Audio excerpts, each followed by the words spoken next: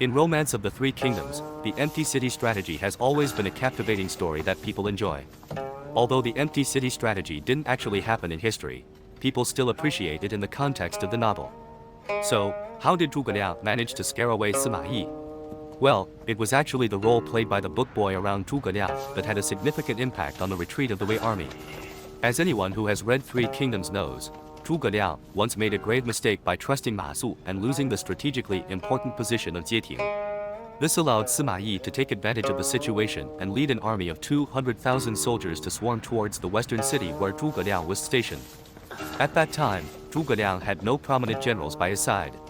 He only had a group of civil officials leading a 5,000-strong army, and half of them were away transporting provisions, leaving only 2,500 soldiers in the city.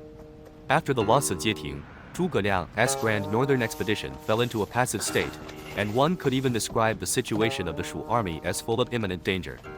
However, even in such circumstances, Zhugeliang calmly and rationally deployed his forces, arranging for the rapid retreat of various armies back to Hanzhong. But for Simayi, he absolutely wouldn't give Zhugeliang a chance to escape. He personally led a massive army of 200,000 troops, pursuing the Shu army all over the mountains. Finally, he had the one and only encounter with Zhugeliang in his lifetime.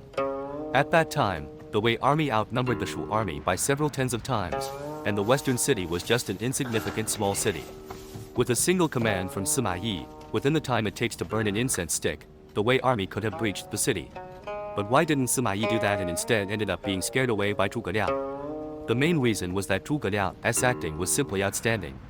He fully showcased the brilliance of the empty city strategy.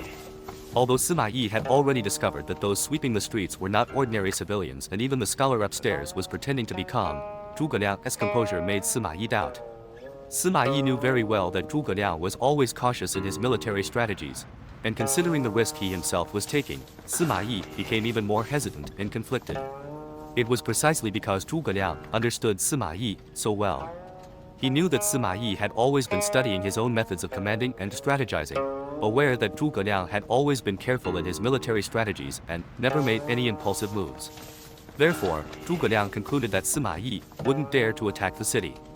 So, how should Simayi, faced with the close proximity of Zhugeliang, act? After weighing his options with reason and reality in his mind, he ultimately chose to retreat back to his camp.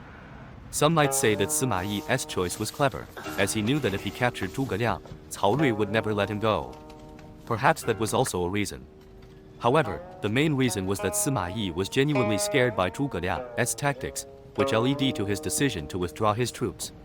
Why can we draw such a conclusion? It's because of the stark contrast between Simayi's pretense of calmness and Zhugeliang's composed demeanor. When combined with Simayi's deep study of Zhugeliang's past military strategies, he believed that Zhugeliang, who had always been cautious in his approach, would not risk his own life. Simayi perceived it as a trap and was unwilling to risk his own life, thus choosing to retreat. It was precisely Zhugeliang's typical strategies of troop arrangements and the reactions of the book boy by his side that made Simayi believe it was a trap. Simayi missed his only opportunity to defeat Zhugeliang. What are your thoughts on Zhugeliang's empty city strategy and scaring away Simayi? Feel free to leave your comments for discussion in the comments section.